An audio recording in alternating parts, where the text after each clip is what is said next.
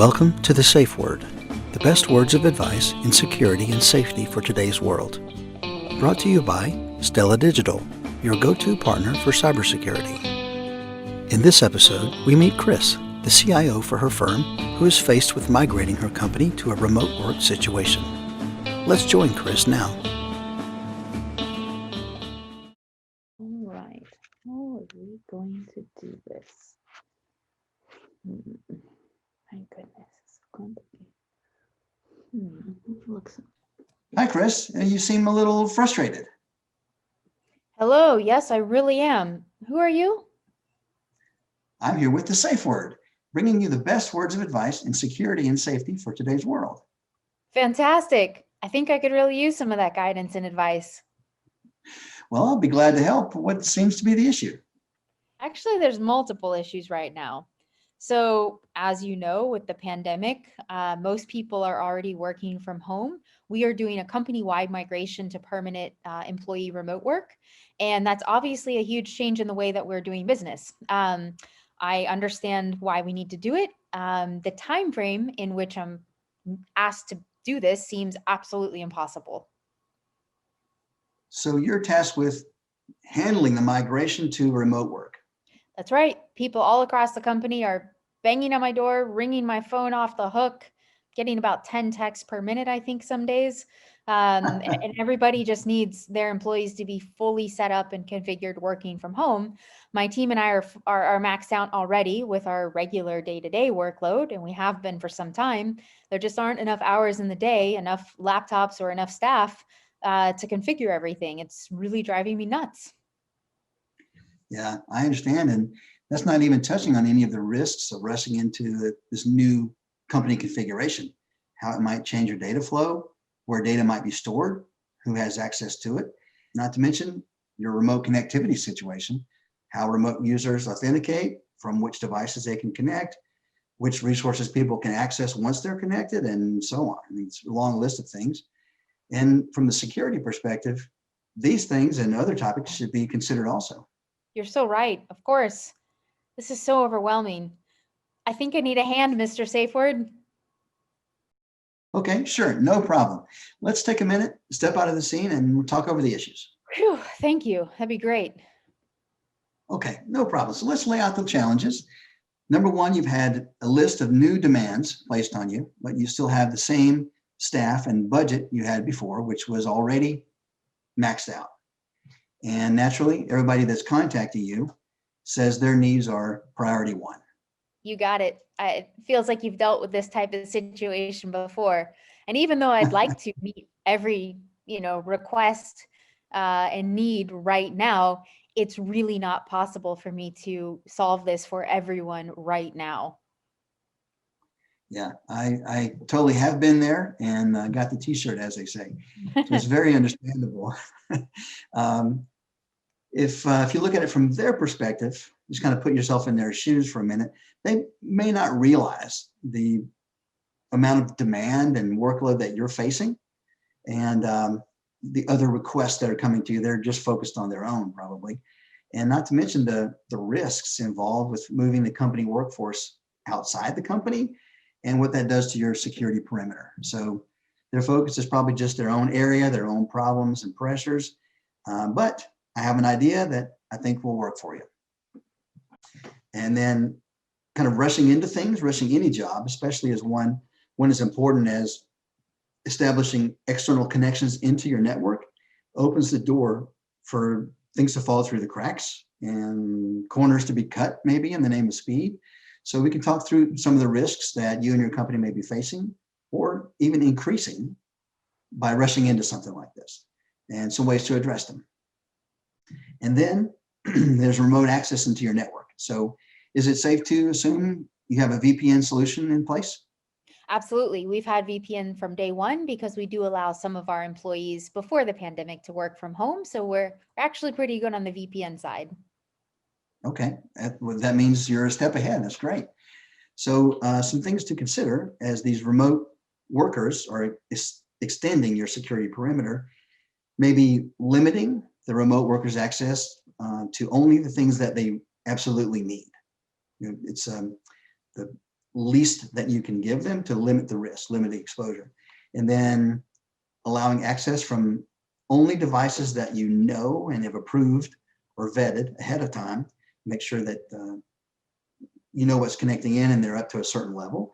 And then last but not least, I would say requiring two-factor authentication would be a good thing to include. Yep, definitely. We do have the capability for two-factor authentication, but we've never turned it on because there were so many complaints and pushbacks from most of our departments. I see. Well, yeah, it's always the thing. It's tough to maintain a balance between security and convenience. So in this case, with this situation, the risk of compromise is higher than it was before. So you're adding to the number of VPN users you have.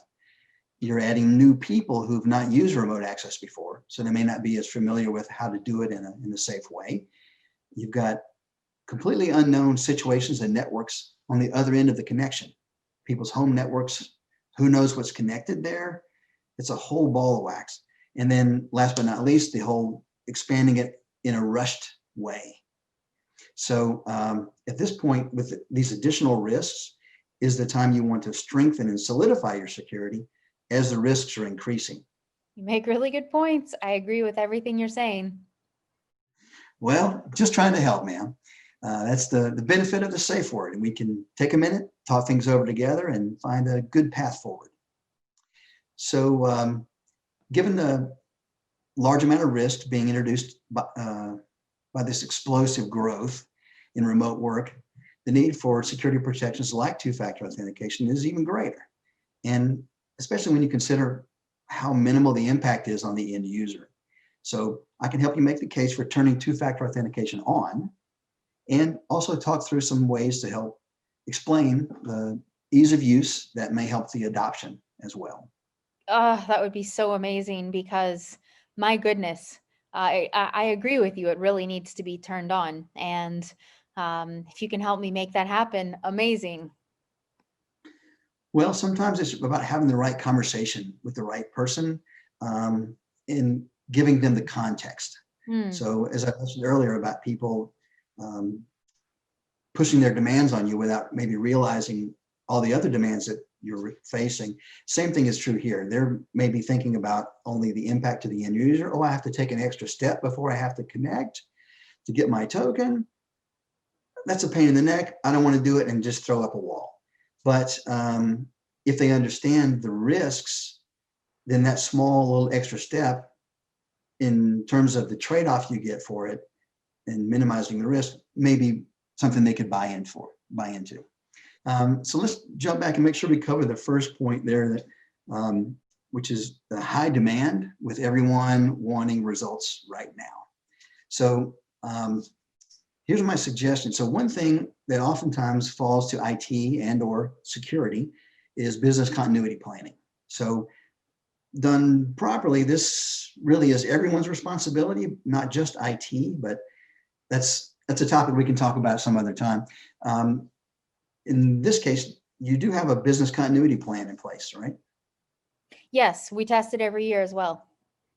Ah, well, fantastic. So as part of creating that, you probably must have gone through the process of prioritizing which of your business functions for recovery purposes, which to focus on bringing up first based on their criticality to the company. Yep, we did. It was a huge effort. Yeah, I'm sure it's not easy to do that, but proper business continuity planning that's a part of it. So with that work already done, you could just treat your current situation like any other disruption to your normal operations. So the business leaders have already agreed to that priority that you work through, or if they didn't, the disagreement was probably resolved by the CEO or someone like that. So the question of who comes first, it's already resolved. I didn't think of it that way. That's a great idea. Well, it's one of the benefits of looking at things from the outside. It can be difficult sometimes from an internal perspective, especially when you're dealing with people you work with on a day-to-day basis, to be able to step back and make the tough call, for the best interests of the company. And an outside expert can be helpful in providing that perspective and support. Oh, there's definitely times when I can use a strong ally by my side. Well, I'm happy to be there for you, ma'am.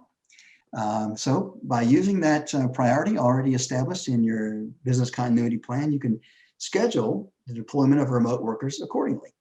And the various business leaders or other department heads, they should be willing to accept that priority since they've already agreed to it.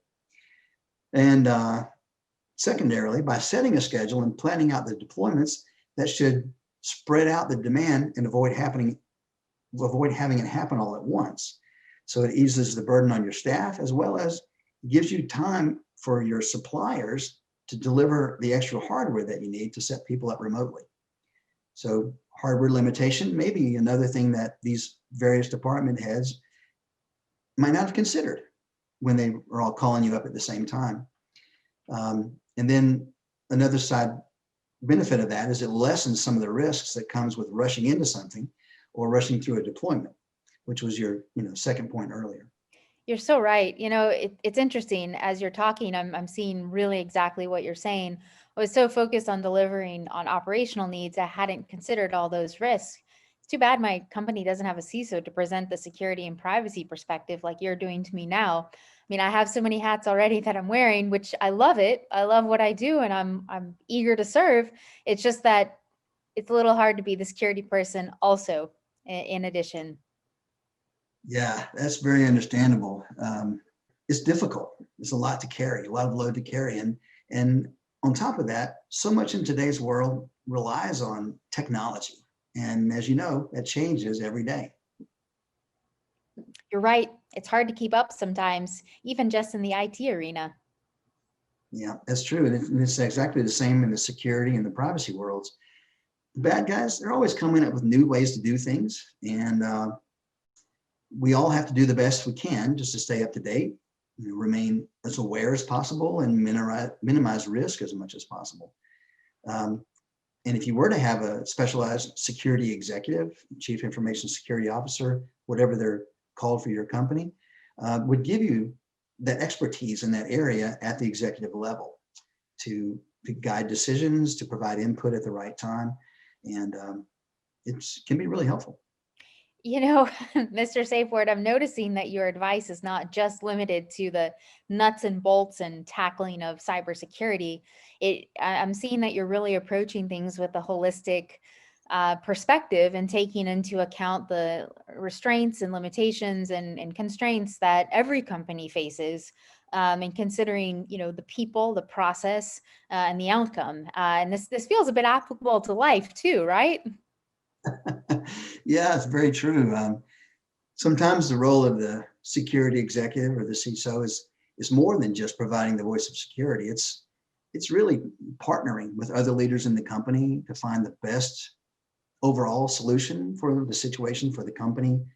I'm sure you've done the same as a CIO. As best I can. Yeah, it is tough sometimes. So, are you ready to continue with the scene? I'm ready. Let's go. Okay. So let's begin with your list of requests to set up remote workers and arrange them according to the business continuity priority. Got it right here. Okay. And you've pulled as many staff as you can afford to from their regular duties, regular jobs to support the company. Yes, we have. The only way to do it was to stop some of the work that they were already doing, which means some of our key projects company-wide will be delayed. But I got agreement from those project sponsors because we're all in alignment that employee health and company health comes first. Very good point. And that's very well done, actually, to get those buy-in from those folks ahead of time. And then we can factor in the equipment availability from your suppliers. Okay. And I think we're all set to begin scheduling. All right, Chris, great job. I think your immediate fires are out and you've got an excellent plan now for handling these surprise extra demands on your IT organization. I can't tell you how much I appreciate your guidance. I really couldn't have done it without you. Well, I'm happy to help. Call on me if you need me again. And remember, be safe out there. Thanks, Mr. Safeword. You really saved the day.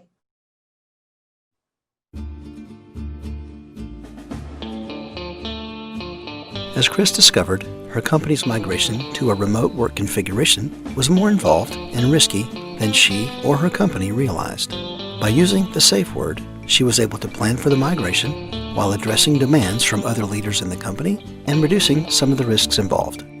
Join us again next time for The Safe Word, the best words of advice in security and safety for today's world.